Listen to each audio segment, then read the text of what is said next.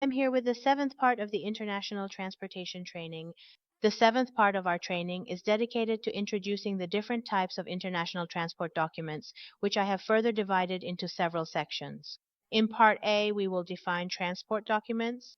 We will get familiar with their various and diverse uses, and subsequently introduce the different distinct types of essential transport documents in a comprehensive list format.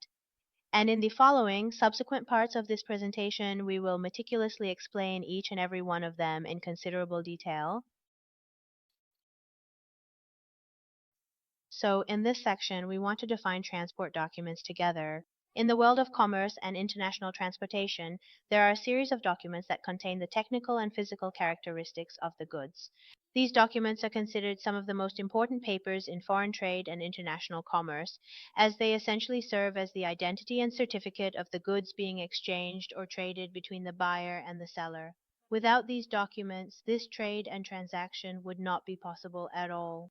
These documents are called transport documents, which come in various types, and in the following slides we want to get familiar with their different kinds.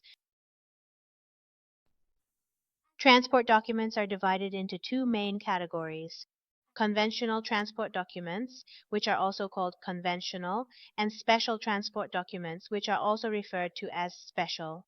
Each of these categories has its own subcategories, which we will also get to know in the following slides. Conventional transport documents, often simply referred to as conventional documents, typically include six primary and essential documents. These are, in fact, the most common and absolutely crucial transport documents, which we have undoubtedly heard of frequently and which must accompany the goods in virtually all shipments. They comprehensively include the bill of lading, a vital contract of carriage, the certificate of origin, verifying the country of manufacture, the insurance policy providing financial protection, the commercial invoice, a detailed record of the transaction, the packing list, itemizing package contents, and finally the inspection certificate confirming quality and quantity. As I mentioned, we will cover the definitions of these documents in detail together in Part B. Special transport documents, or special, are those documents that may or may not be required for certain goods depending on the case.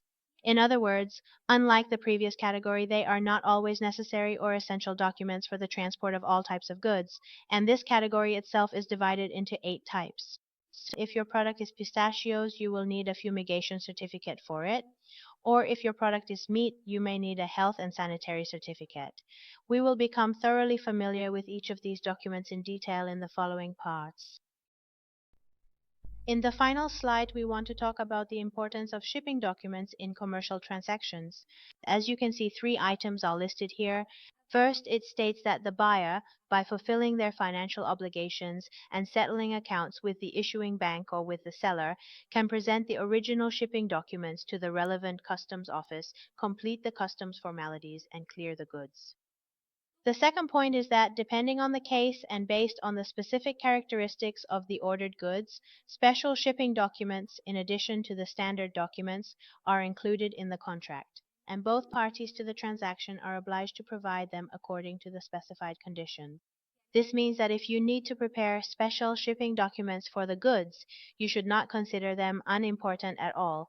In fact, their importance is just as great and significant as the standard documents, and they should be given the same level of attention. And the third point is that both types of shipping documents are equally valid, and any deficiency, error, or absence in either of them can result in the buyer not paying the seller for the goods, or prevent the goods from being cleared, or cause problems for either party, the buyer or the seller. So, as we mentioned, the shipping documents are essentially the identity or the birth certificate of the goods. Whether they are standard or specific, they are extremely important, and both the buyer and the seller must make every effort to prepare, maintain, and present them on time, and under no circumstances should they consider this matter unimportant. Right, dear friends, thank you for your attention. We have reached the end of this part of our training. I hope it has been useful for you and that you have benefited from it. In Part B, we will definitely examine the shipping documents in more detail